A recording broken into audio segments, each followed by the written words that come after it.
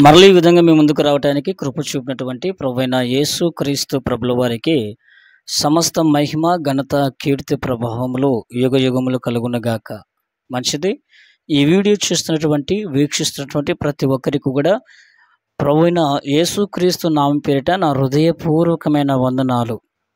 మిమ్మల్ని మీ కుటుంబాలను దేవుడు దీవించి ఆశీర్వదించునుగాక. వీడియో మొదటి నుంచి చివరి వరకు చూడాలని ప్రభుపేట ఆశిస్తుంటున్నాను. ప్రభునందు ప్రియ దేని బిడ్డలారా, ఈరోజు మనము ధ్యానిస్తున్నటువంటి పాఠాంశం పేరు నీతివంతుని కలుగు ఆపదలు అనేకములు, వాటన్నిటిలో నుండి యెహోవా వారిని విడిపించును అనే పాఠాంశాన్ని మనం ధ్యానం చేద్దాం. ప్రభునందు ప్రియ దేని బిడ్డలారా, పరిశుద్ధ గ్రంథము బైబిల్లో నుంచి కీర్తన పుస్తకము, పాత నిబంధన కీర్తనల పుస్తకం మనం చూసినట్లయితే 34వ కీర్తన 19వ వచనం, 34వ కీర్తన 19వ వచనంలో ఈ విధంగా రాయబడింది: నీతివంతునికి కలుగు ఆపదలు అనేకములు, వాటన్నిటిలో నుండి యెహోవా వానిని విడిపించును అని రాయబడి ఉంది. ప్రభునందు ప్రియ దేని బిడ్డలారా, నువ్వు దేవుని సన్నిధిని వస్తున్నావు, దేవుని సంఘంలో సభ్యురాలుగా ఉన్నావు. గత జీవితంలో పాపములో ఉండేవాడివి. గత జీవితంలో నీ ఇష్టాన్ని నువ్వు అనుసరించి జీవించేవాడివి. మనుషులకు నచ్చినట్టుగా నువ్వు జీవించేవాడివి. అయితే యేసుక్రీస్తు ప్రభువుని వారిని నువ్వు తెలుసుకొని సొంత రక్షకుడిగా అంగీకరించి ఆయన రక్తంలో కడగబడి నువ్వు నీతిని కలిగి, యథార్థతని కలిగి, పరిశుద్ధమైన జీవితాన్ని నువ్వు జీవిస్తూ, దేవునితో నువ్వు అడుగులు వేస్తూ, దేవునికి నచ్చినటువంటి కుమారుడిగా కుమార్తెగా నువ్వు ఉంటూ ఉన్న విధానమును బట్టి, జీవితంలో కొన్ని రకముల శోధనలు బట్టి, ఇబ్బందులు బట్టి, ఇరుకులను బట్టి, కష్ట నష్టాలను బట్టి, వ్యాధులను బట్టి ఒక్కొక్కసారి నీకు అనిపిస్తూ ఉండొచ్చు, అనుకుని కూడా ఉండవచ్చు, నేను గత పాపిష్టి జీవితాన్ని వదిలివేశాను కదా, గత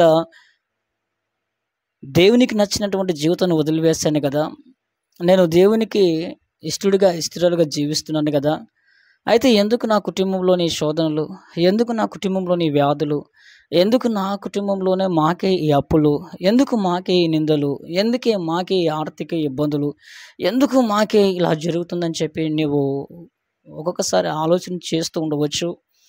ఇలా ఆలోచన చేస్తున్నటువంటి నీతోనే ప్రభు మాట్లాడుతున్నాడు ఈ వీడియో ద్వారా. వినండి.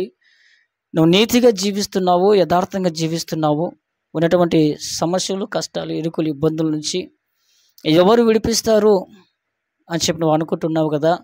నీ నీతిని, యథార్థతను బట్టి దేవుడు అంటున్నాడు, నా కుమారుడా, నేను నిన్ను విడిపిస్తాను. అయితే నువ్వు నీతిని విడవద్దు, యథార్థతను విడవద్దు, దేవుని ఆశ్రయించి దేవుని వైపు తిరిగే వారిగా నువ్వు ఉండాలి. మరి నేను నీతివంతుడిగా ఉన్నాను, నీతివంతుడిగా ఉండడానికి రుజువు ఏంటి? నీతివంతుల్ని దేవుడు తప్పిస్తానంటున్నాడు, నీతివంతులను దేవుడు ఆదుకుంటానంటున్నాడు, నీతివంతులను దేవుడు స్వస్థపరుస్తానంటున్నాడు, నీతివంతునికి కలుగు ఆపదలు అనేకములైన వాటన్నిటి నుంచి నేను విడిపిస్తాను అని దేవుడు మాట్లాడుతున్నాడు. మరి నీతిగా మనం ఎలా ఉండాలి? నేను నీతిగా ఉన్నాను అనడానికి రుజువేంటి అని మనం ఒక్కసారి ఆలోచించేద్దాం. ఈరోజు దేవుని మందిరానికి వెళ్తున్న ప్రతి ఒక్కరు కూడా వీటిని పరీక్షించుకోవాలి మీ జీవితంలో. అయితే నీతివంతుడు అని ఎవరైతే పిలువబడుతున్నారో, యథార్థవంతులు అని ఎవరైతే పిలువబడుతుంటున్నారో, పరిశుద్ధులు అని ఎవరైతే పిలువబడుతున్నారో, నేను నీతివంతుడిని అని ఎవరైతే అనుకుంటారో, నీతివంతురాలని అని ఎవరైతే అనుకుంటున్నారో, ప్రభునందు ప్రియ దేని బిడ్డలారా, ఎన్ని శ్రమలు వచ్చినా, ఎన్ని కష్టాలు వచ్చినా, ఎన్ని ఇరుకులు వచ్చినా, ఎన్ని ఇబ్బందులు వచ్చినా వారు దేవుని ఆశ్రయిస్తారని కీర్తన 10వ వచనంలో రాయబడింది. నీతివంతులు దేవునిని మాత్రమే ఆశ్రయిస్తారట, నీతివంతులు దేవునిని మాత్రమే వెతుకుతారట, నీతివంతులు దేవుని సన్నిధిని మరవరట, నీతివంతులు దేవుని సన్నిధానంలో గడుపుటకు ఇష్టపడతారట, నీతివంతులు ప్రతి ఆదివారము దేవుని సన్నిధికి వెళ్తారట, నీతివంతులు దేవుని పరిచర్యలో, దేవుని సేవలో ముందుకు వెళ్తారట, నీతివంతులు ఆపదలు ఎదురైనప్పుడు, ఆపదలు చుట్టుముట్టున్నప్పుడు, కష్టాలు చుట్టుముట్టున్నప్పుడు ప్రభునందు ప్రియ దేని బిడ్డలారా, నీతివంతుడు దేవుని బలమైన రెక్కల క్రిందికి వచ్చి ఆశ్రయం కోరతాడట, దేవుని శరణు చేసి దేవుని రక్షణ వేడుకుంటాడట. ప్రభునందు దేని బిడ్డలారా, ఈరోజు చాలామంది నీతివంతురాలుగా జీవిస్తున్నాము అని చెప్పుకుంటూ కష్టాలు, కన్నీళ్ళు, ఇరుకులు, ఇబ్బందులు, శోధనలు వచ్చినప్పుడు దేవుణ్ణి ఆశ్రయించకుండా, దేవుని సన్నిధిని తిరగకుండా, వారి జ్ఞానమును బట్టి, వారి తెలివిని బట్టి, మనుషుల యొక్క అండ బలము, కండ బలమును చూసి, ధనము యొక్క బలమును చూసి, ఆస్తిపాస్తులను చూసి, మానవాళి బలమును చూసి లోకం వైపు వెళ్ళి దేవుణ్ణి విసర్జించిన వారు ఎందరో ఉన్నారు. అయితే వాళ్ళు ఉండటానికి వీలేదు. దేవుడు నీతోనే మాట్లాడుతుంటున్నాడు. ప్రభునందు ప్రియ దేవుని బిడ్డలారా, మీరు దేవుని ఆశ్రయించు వారిగా ఉండాలి, దేవుని యొద్దకు వచ్చే వారుగా ఉండాలి. నువ్వు నీతివంతుడివి, నువ్వు నీతివంతురాలివి అనడానికి రుజువు ఏంటంటే కష్టాలు, నష్టాలు, శ్రమలు, ఇరుకులు, ఇబ్బందులు, ఆనందంలో, సంతోషం, ఏ స్థితిగతుల మధ్య నువ్వు ఉన్నా నువ్వు దేవుణ్ణి మాత్రమే ఆశ్రయిస్తావు. నెంబర్ 1, నీవు దేవుణ్ణి ఆశ్రయిస్తున్నావు కాబట్టి నీతివంతురాలుగానే తీర్చబడతావు. రెండోదిగా మనం జ్ఞాపకం చేసుకుంటే కీర్తనలు 34వ అధ్యాయము 17వ వచనము, కీర్తనల పుస్తకము 34వ అధ్యాయం 17వ వచనం, పరిశుద్ధ గ్రంథము కీర్తనల పుస్తకం 34వ అధ్యాయము 17వ వచనం రాయబడింది. నీతివంతుడు దేవునికి మాత్రమే ప్రార్థన చేస్తాడట. సమస్యలు వచ్చి ఉన్నాయి, ఎరుకులు వచ్చి ఉన్నాయి, ఇబ్బందులు వచ్చి ఉన్నాయి, వ్యాధులు వచ్చినాయి, ఆర్థిక ఇబ్బంది, కష్ట నష్టములు వచ్చినాయి, అనేకమైనటువంటి శ్రమలు వచ్చినాయి, నిందలు వచ్చినాయి, వ్యాధులు వచ్చినాయి, భయంకరమైన భారం కలిగి ఉన్నారు, భయంకరమైన కష్టాలు అనే ఊబులు ఇరుక్కుని ఉన్నారు. వీరెవరిని ఎవరికి మొరపెడతారో తెలుసా? దేవునికి మాత్రమే ప్రార్థిస్తారట, దేవునికి మాత్రమే మొరపెడతారట, విసుగక ప్రార్థిస్తారట, పట్టుదల కలిగి ప్రార్థిస్తారట, మాటి మాటికి ప్రార్థిస్తారట, నిరంతరం ప్రార్థిస్తారట, అతాశక్తితో ప్రార్థిస్తారట, పట్టుదల కలిగి ప్రార్థిస్తారట, వినయముతో ప్రార్థిస్తారట, విధేయతతో ప్రార్థిస్తారట, కన్నీటితో ప్రార్థిస్తారట, మోకాల జీవితం కలిగి దేవుని సన్నిధిలో గడుపుతారట. ఎవరో తెలుసా? నీతివంతులు శ్రమలు చూసి భయపడరు, వ్యాధులను చూసి భయపడరు, కష్ట నష్టాలను చూసి భయపడరు, అనేకమైనటువంటి ఆపదలను చూసి, అనేకమైనటువంటి శోధనలు చూసి భయపడరు. వీరు రక్షించే దేవుడు ఉన్నాడు, కాపాడు దేవుడు ఉన్నాడు, ఆదుకునే దేవుడు ఉన్నాడు, వాగ్దానం చేసిన దేవుడు ఉన్నాడు చెప్పి మోకరించి ప్రార్థనలు పిలుగులాడి దేవుని ఆశీర్వాదాలు పొందుకుంటారట. ప్రభునందు ప్రియ దేవుని బిడ్డలారా, నువ్వు నీతివంతుడిగా, నీతివంతురాలిగా ఉంటే కష్టాల్లో, శ్రమల్లో, ఇరుకుల్లో, ఇబ్బందుల్లో ప్రార్థన చేసే వ్యక్తిగా నువ్వు ఉండాలి.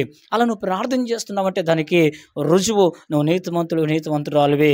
ఈరోజు మనం చాలామంది చూసినట్లయితే దేవుని మందిరానికి వస్తున్నటువంటి వారు ప్రార్థనా జీవితం లేనటువంటి వారు ఉన్నారు, మోకాళ్ళ జీవితం లేనటువంటి వారు ఉన్నారు.